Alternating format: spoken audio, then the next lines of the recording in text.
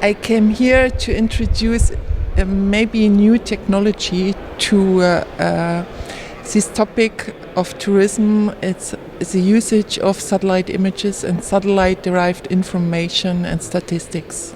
So what we can offer from our experience in other projects, so for instance project SWOS, Satellite-Based Wetland Observation Service, is how we can work with satellite images to derive information for planning of the best locations for tourism. And second one is in particular the monitoring.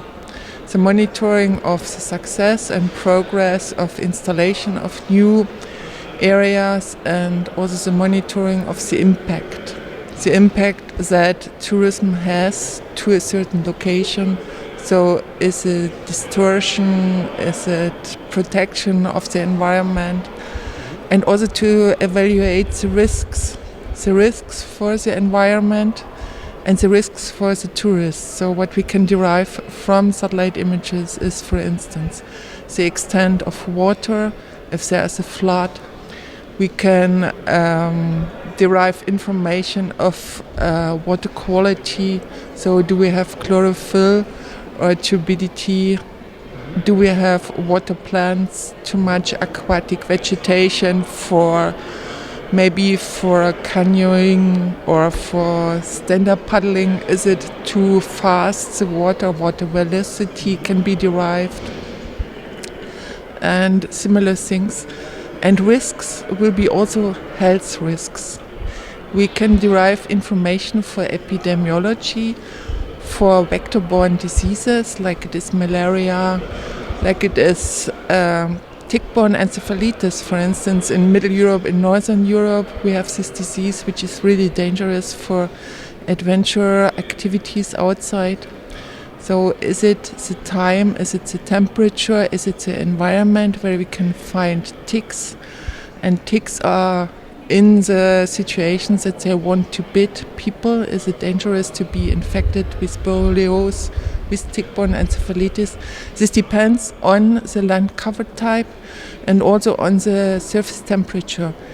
How long is it already above the certain temperature?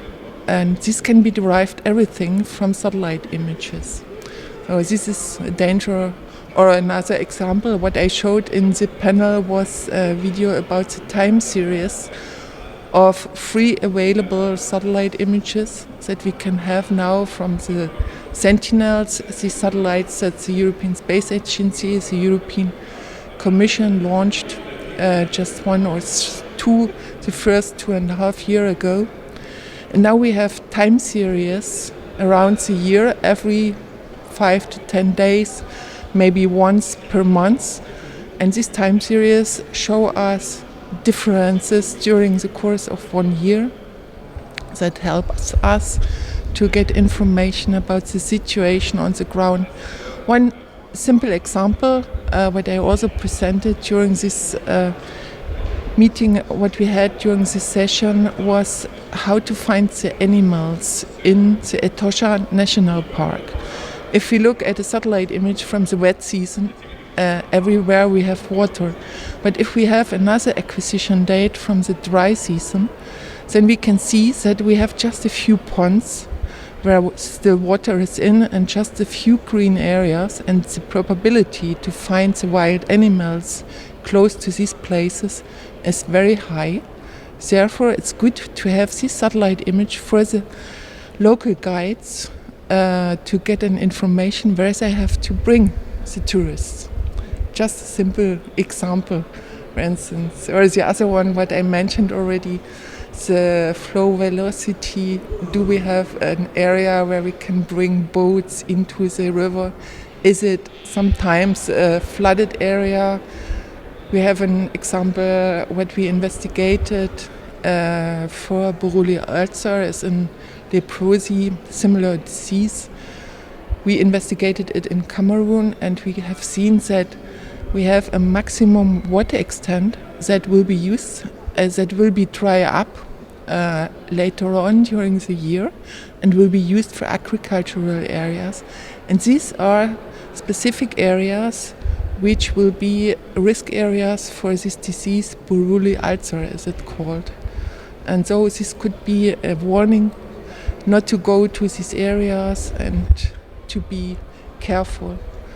And due to the climate change, we have other diseases which are knocking on our door, which are related to environmental conditions, dengue fever, chikungunya, and so on. Everything can be delivered from space, can be supported and help to plan and to monitor.